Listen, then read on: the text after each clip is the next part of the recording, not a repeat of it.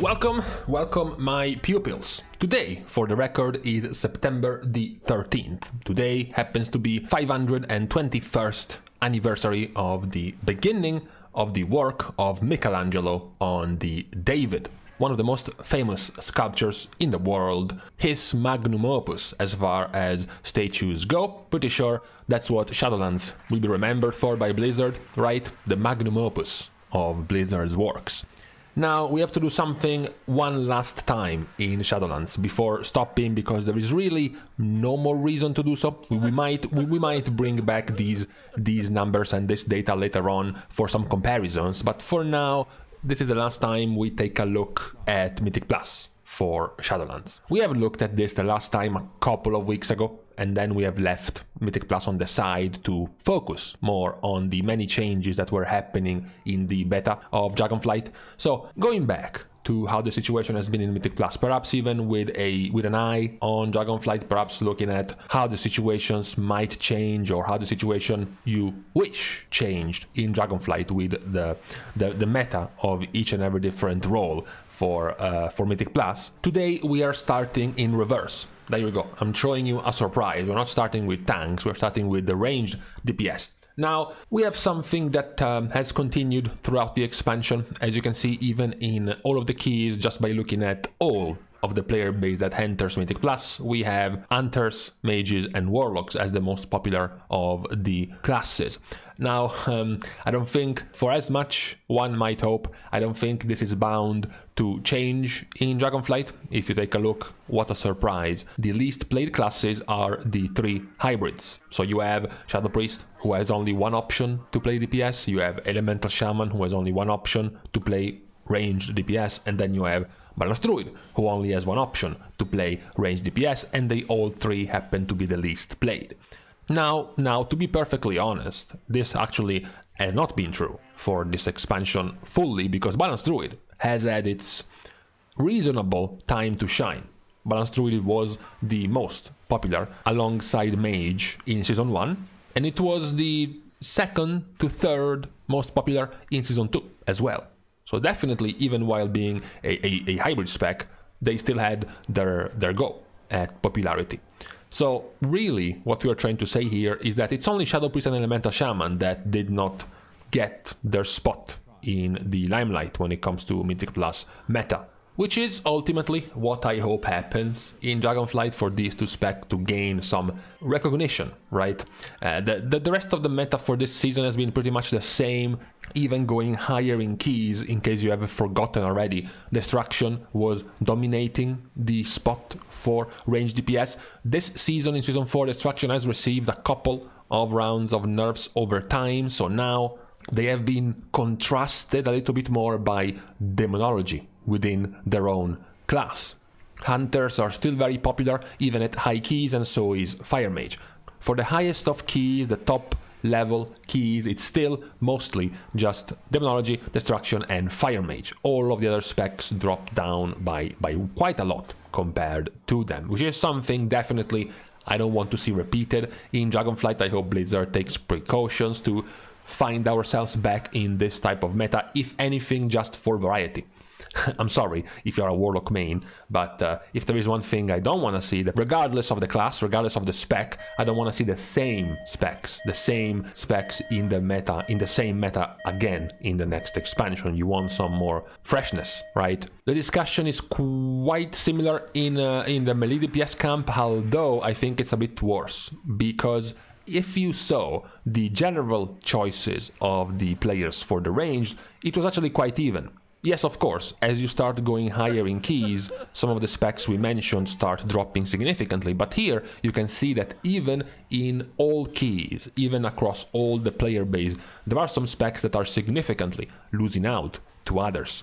While you can somewhat excuse Rogue, because it is three different specs, so perhaps it's more logical that some of them lose out compared to others, you do see that both of the Death Knights here, that enhancement, that Feral and one of the two warrior specs are significantly less played than others. You know, when even in all keys, so even without counting the meta, even without counting what's powerful because players in +7 keys play whatever they want, when even in that scenario you have Enhancement Shaman played almost 3 times less than Survival, or you have Feral Druid played 3 times less than Demon Hunter, you know, it doesn't feel quite as good. Needless to mention that, once again here, the hybrid specs are the specs and classes that are played the least. The 3 least played classes in the melee role are Retribution Paladin, Enhancement Shaman, and Feral Druid. So the only option in their class to play a melee is the least played across the board, which proves once again that, you know, choosing a spec that only has one option in its class without the opportunity to reroll, without the chance to change to a better spec within your same class, is much more risky and very often apparently ends up not being powerful. Unlike Balanced Druid, none of these specs have gotten their chance this expansion. Ret, Enhancement, and Feral have never really been good this expansion in Mythic Plus. So that is also something I wish changes in Dragonflight. I would like to see some, of course, the underdog story, right? The story where Enhancement or Feral or Ret all of a sudden become one of the strongest picks in Mythic Plus for the first season of Dragonflight, rather than seeing the exact same things once again at the start of Dragonflight. But rather than starting to realize, starting to run some numbers, starting to see the first groups in the beta of Dragonflight and realize that Rogue and Windwalker and Warrior and Demon Hunter, and why not even Survival now, get to be the more popular ones once again. For Season 4 itself, for the last part of this season, of course, we already knew that Survival was the other outlier for the DPS, together with Destruction. They also got nerfed twice. The difference, however, with Destruction is that while Destruction was straight up nerfed, and that was it, Survival was getting nerfed while also getting compensations. So they were nerfed in their AoE, while at the same time all of their single target abilities were getting buffed. So the nerfs to Survival have hurt much less than what Destruction received. So even in the +20 key, they are far and away the more popular of the melee choices, with Rogue and Windwalker lagging behind them. Funnily enough, Windwalker has not kept up as much. In fact, now even Fury Warrior is threatening Windwalker's spot as the 3rd most popular melee choice. And then towards the higher level, it becomes an even more dual split between Survival and Outlaw Rogue. Outlaw, the spec that was buffed at the beginning of Season 4 and took over the spot of the 2nd most popular choice in Mythic Plus from Subtlety, which is now basically disappeared from the choices of the melee players. But once again, this was within the same class, right? It wasn't too big of a loss for Subtlety players because they could just reroll to their Outlaw choice, rather than being a different spec from a different class. Now, what to say about healers? The situation for healers, perhaps because they have less specs available, of course, there is 11 and 13 for the melee and the range DPS, but only 6 for the healers. Situation is basically complete opposite between a 3 and 3 split. On one side you have Restoration Druid and Shaman, and then Holy Priest, which are all averaging 24% representation in Mythic Plus, and then you have Holy Paladin, Discipline Priest, and Monk, which are averaging 7.5%, 8% representation. So basically 1/3, 3 times less than what the other 3 are getting in Mythic Plus. Healers have gone a little bit up and down in the power. This expansion we started with Holy Paladin being the main choice, and then Resto Shaman, and then Season 2 was Resto Shaman rising over Holy Paladin, and Holy Paladin slightly going down in favor of Holy Priest at the start of Season 3 together with Resto Shaman. So more or less the mainstay for the expansion was Resto Shaman. There was a split, a change between Holy Paladin and Holy Priest, but Mistweaver Monk and Discipline, for example, were the consistent, not popular picks for healers. So looking into Dragonflight, there is going to be the option, once again, hoping that healers will be able to be different, will be able to bring different things between Mythic Plus and the raid. When you think about specs for DPS, you think, oh,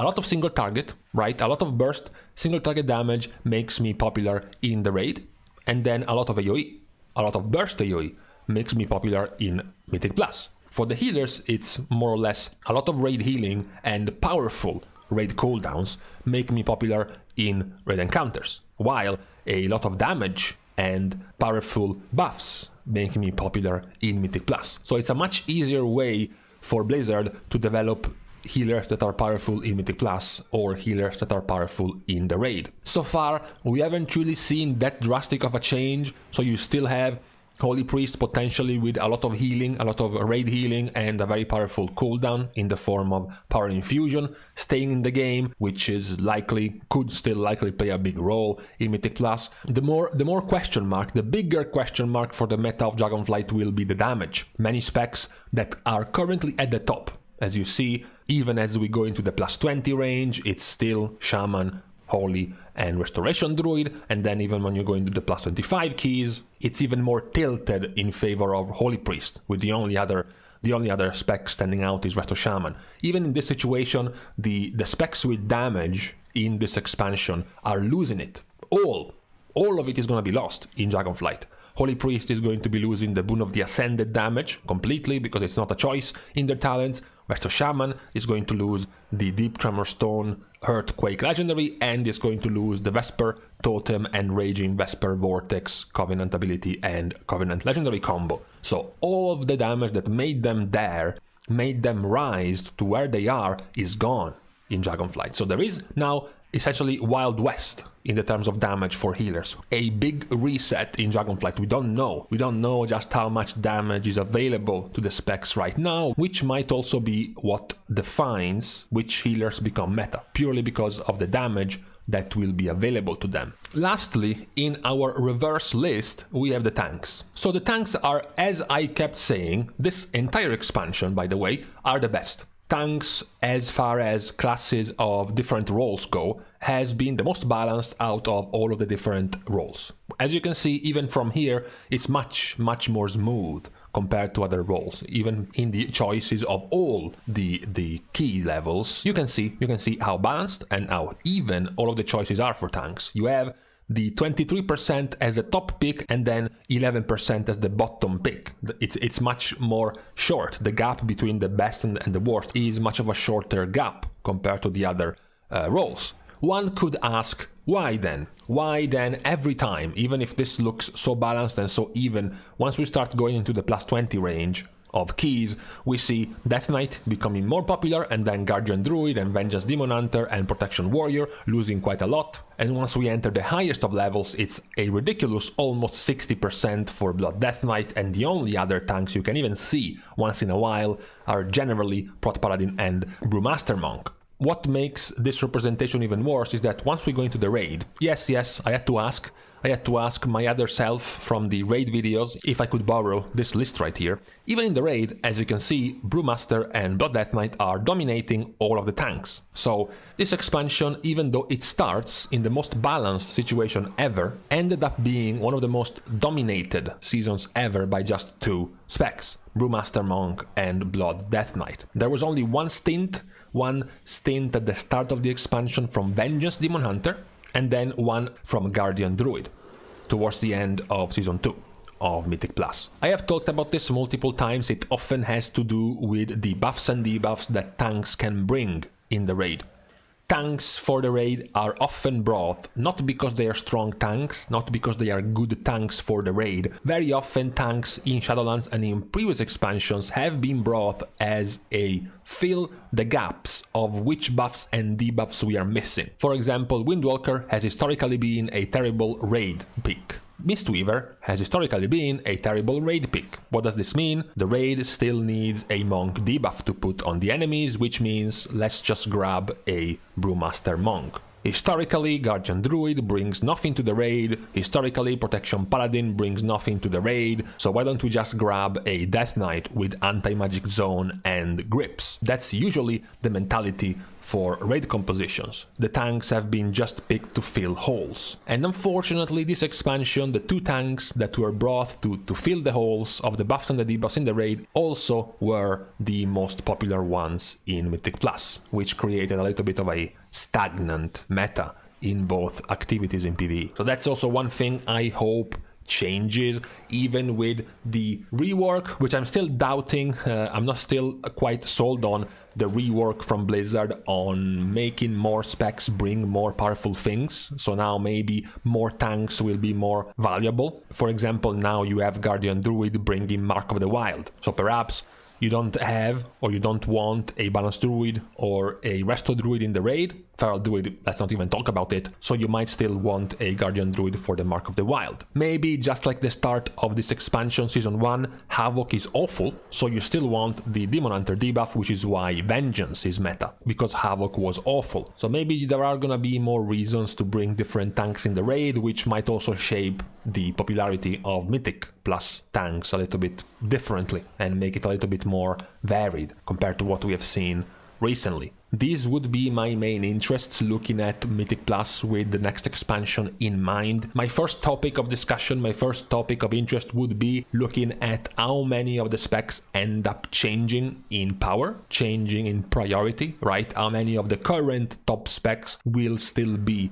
top specs in Dragonflight? How many of the underplayed, forgotten specs will become more popular and more playable in Dragonflight? That would be my main priority, my main wish, so to speak, for the next expansion. The second one, it's a little bit less important, but still I think would help for the variety of the game, is difference in power between Mythic Plus and the raid. I think it would be better if Blizzard were able to pull off this feature where Protection Paladin and Protection Warrior are the two best picks for the raid, but Vengeance Demon Hunter and Guardian Druid are the two best picks for Mythic Plus. Maybe Resto Shaman, Holy Priest and Holy Paladin are the three best healers for the raid, while Mistweaver Monk and Discipline Priest are the two best healers for Mythic Plus. And then the same for the ranged and for the melee DPS. You would have a much larger variety of options between what you see, what you can play, and what you play with